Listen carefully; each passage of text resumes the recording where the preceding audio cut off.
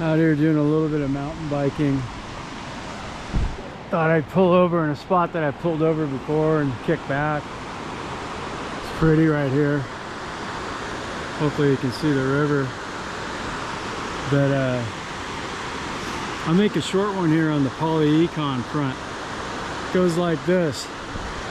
There will be no settlement agreement with Iran.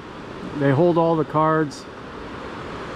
It was stupid to ever attack them on behalf of Israel, which is what happened, because Israel wants regional hegemony in the region and Iran stands in their way.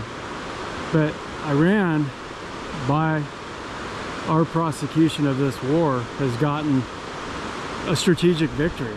They control the Straits of Hormuz. We're not going to be able to remove them absent putting 1 million men, yes, 1 million men under arms and invading an insanely hard country to deal with geographically. It's like a fortress the way it's built, with the mountains and the valleys, etc. And that's not going to happen, okay? So they control the strait. They'll control the flow of oil through the region.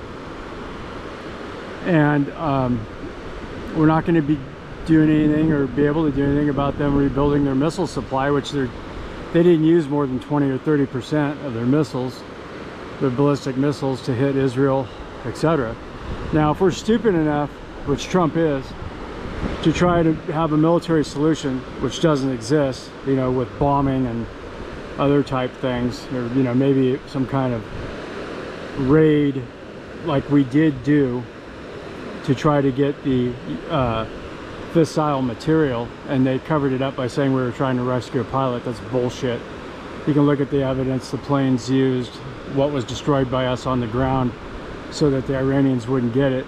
It was a failed mission. But if we're stupid enough to try to come back on that and do some kind of military option that, like I said, that doesn't exist, Iran's just going to pulverize the Gulf states, the GCC, and they're going to take all the oil infrastructure out permanently, or, you know, at least for the next 10 years to be rebuilt, and possibly the desalination plants, which is how they get their water, their drinking water, fresh water. And they can do the same to Israel. And it's just, there's nothing that we're going to be able to do about it. And Trump, he doesn't, you know, the art of the deal, you know, he wrote the book.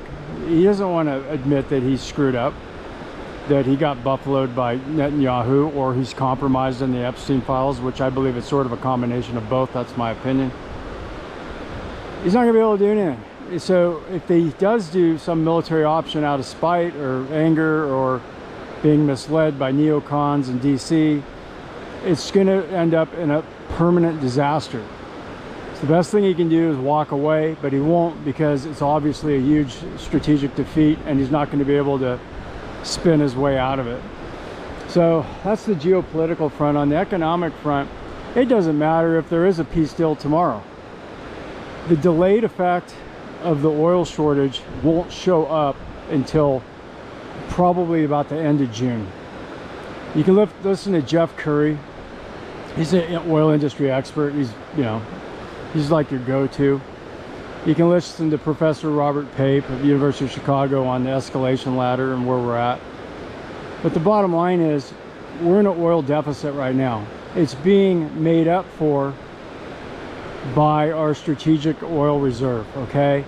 And other oil reserves around the world of other countries. So nobody's really seeing the net effect of it at the gas pump. Yeah, prices went up, what, $1, $1.50, maybe $2, I don't know.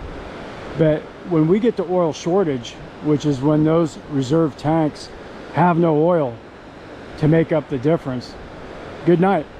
Good night, Irene. You're looking at prices going from $8 to $10 a barrel at least in that zone. I'm sorry, $8 to $10 a gallon of gasoline. You're looking at oil at $200 a barrel, a 55-gallon drum, a barrel. Not good. You know, you're talking inflationary pressures that lead to absolute parabolic collapse, which would be depressionary. So you're going to get a 1-2 punch. Massive inflation followed by worldwide depression. And another thing people never talk about, and I'll make it real quick and wrap this video up, they don't talk about the fertilizer shortage, the urea shortage, the helium shortage, all, you know, which is necessary for all kinds of chip manufacturing and stuff like that. And obviously fertilizers necessary for producing agricultural goods. So you're going to get third world famine, you know, the most vulnerable states, nations. And you're going to get shortages of foodstuffs in our stores. And that's where we're heading. And, you know, you can talk about Ukraine and Russia, and I'll do that in another video. But all this stuff is not looking good. We're in the fourth turning. We're not coming out of anything until at least 5 years, you know, like 2032, give or take. In that zone, 31, 32. Not good. So that's my video for today. Enjoy the scenery, and I will shut up for a second.